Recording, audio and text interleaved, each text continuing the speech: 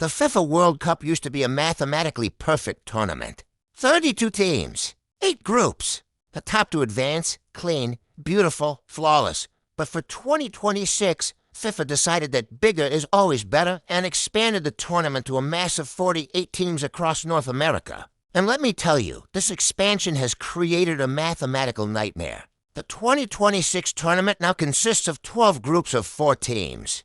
To get to the round of 32, the top 2 teams from every single group will automatically advance. Great, right?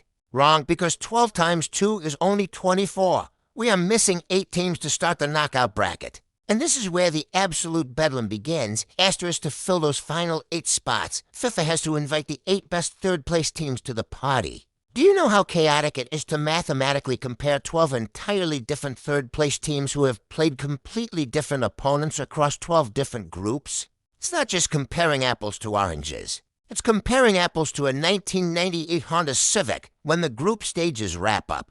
We are going to have multiple nations sitting on the exact same number of points, praying to the algorithm that they get to stay in the tournament, and to figure out who goes home and who stays. FIFA has introduced these new tiebreaker rules that could literally eliminate your favorite country on a pure technicality, asterisk for over 50 years. The golden rule of the World Cup group stage was brilliantly simple. Score as many goals as humanly possible. Show absolutely no mercy. If you were tied on points at the end of the group stage, overall goal difference was the primary tiebreaker. This led to absolute bloodbaths, where heavyweights would relentlessly run up the score against the weakest nations in their group just to pad their stats. It was ruthless, it was entertaining, and it is completely dead. For 2026, FIFA has changed the law. Running up the score against the underdog won't save you anymore. The brand new primary tiebreaker for teams level on points is head-to-head results. That means if 2 massive teams, let's say France and Brazil, are perfectly tied in their group, the algorithm literally doesn't care if France beat the lowest-ranked team 8-0. Overall group dominance is officially a thing of the past. The officials will only look at the points and goal difference from the specific match where France played Brazil. It is entirely about showing up for the big games. If you drew 0-0 against your rival but scored 10 goals in your other matches, too bad, you're entering the danger zone. But the tiebreakers aren't the only massive change. You know what every football fan universally hates? Players diving, faking injuries, and rolling around on the turf to waste time when their team is winning 1-0. It is infuriating. Well, the 2026 referees have finally been given a massive weapon to fight back against the actors. Under the new injury protocol, it's essentially a football sin bin. If a player goes down grabbing their shin and their injury forces the referee to officially stop the run of play, the medical staff comes on and that player must leave the pitch now. Normally, they just walk to the sideline, drink some water, and immediately jog back on. Not anymore.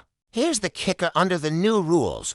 If they are deemed healthy enough to return, they are legally forced to wait on the sidelines for 1 full minute of active play before coming back on. Think about the strategic consequences of this. If your star striker dives to kill an opponent's momentum, the referee will stop play, and your team is suddenly forced to defend a ferocious counterattack with only 10 men for 60 terrifying seconds. It is a brilliant, highly punitive timeout that will make players think twice before taking a dive. But let's circle back to our nightmare scenario. Those third-place teams fighting for survival. What happens when 2 teams are fighting for that final knockout spot, and they are completely, mathematically tied?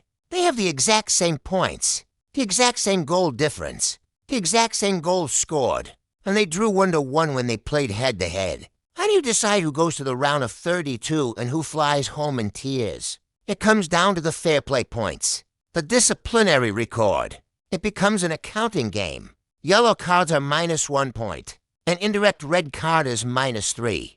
A direct red card is minus for points, as this means your country's World Cup dream could literally end not because your star player missed a crucial penalty, not because your defense collapsed, but because your 20-year-old backup goalkeeper got a yellow card for kicking a water bottle on the sidelines in the 89th minute of a meaningless group stage match. A single bad temper tantrum on the bench could mathematically book a whole squad's flight home. The 2026 World Cup isn't just about who has the best footwork. It's about who actually read the rulebook. If you want more hilarious, heavily researched intelligence into the absolute chaos of this year's tournament.